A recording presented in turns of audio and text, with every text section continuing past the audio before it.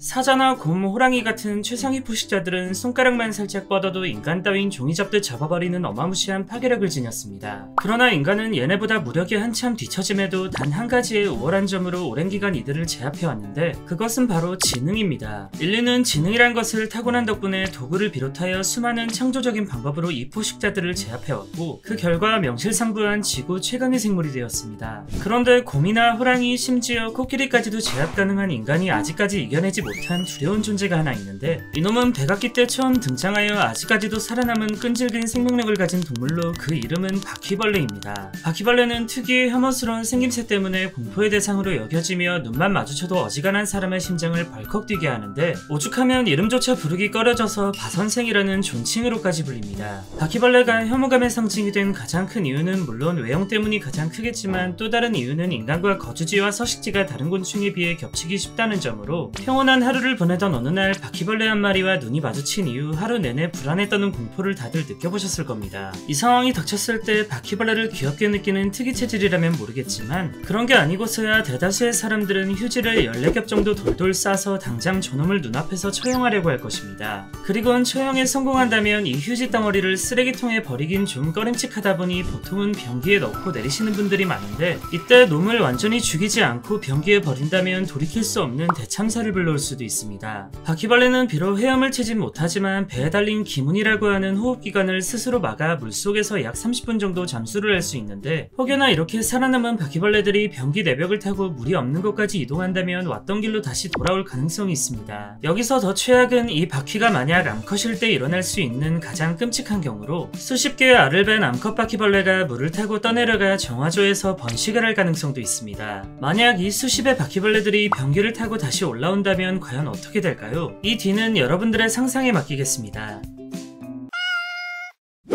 이후부터의 내용은 자세한 설명을 위해 실제 바퀴벌레의 사진이 포함되어 있습니다.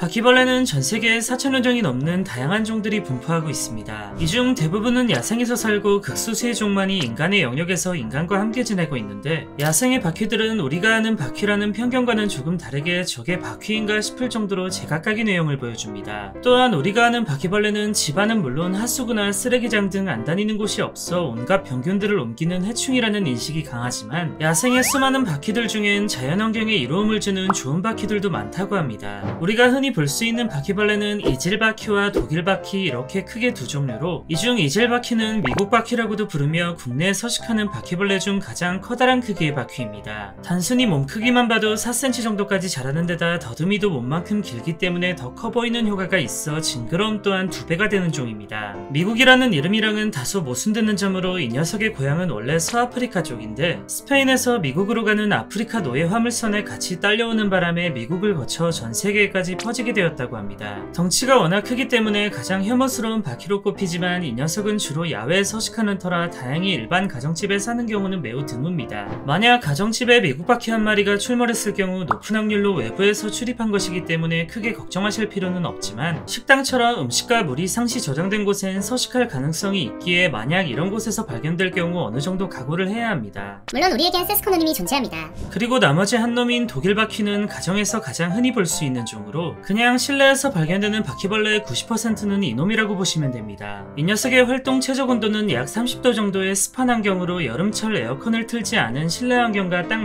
맞아떨어지는데 얘네는 배설물에 집합 페로몬이 섞여 있어 배설물이 있는 인근에 모여 지내며 군집 생활을 합니다. 다만 군집 생활을 한다고 해서 개미나 벌처럼 우두머리를 필두로 사회가 구성된 그런 개념은 아니고 그냥 사는 환경이 비슷한 애들끼리 페로몬을 중심으로 어쩌다 모여 사는 개념입니다. 독일바퀴 한 마리가 집안에 나타났다는 것은 비단 집이 아니더라도 해당 건물 어딘가에 군집이 털을 잡았을 가능성이 매우 높고 저녁부터 새벽을 중심으로 활동하며 야행성을 띠는 이들의 특성상 만약 낮에 발견되었다면 그만큼 많은 독일바퀴가 집안에 숨어있다고 볼 수 있습니다. 쉽게 말해 집안에 이놈이 뜨는 순간 그냥 잣된 겁니다. 바선생들은 소름 끼치는 외형뿐만 아니라 아무것도 먹지 않고 최대 한 달까지 살 수 있는 생존력을 비롯하여 수많은 능력을 가지고 있는데 중국의 한 연구진이 바퀴벌레의 유전자를 분석한 결과 음식 음식이 어디 있는지 탐색할 수 있는 후각 유전자와 독성이 있는 음식을 먹어도 해독할 수 있는 유전자, 그리고 병균에도 끄떡없는 유전자까지 온갖 피곤한 능력을 다 가지고 있다고 밝혔습니다. 저 또한 이번 영상을 만들기 일주일 전쯤 집안에 바퀴벌레 한 마리가 출몰하여 심장이 파괴될 뻔했었는데 일주일이 지난 지금까지도 불안과 공포를 느끼고 있습니다.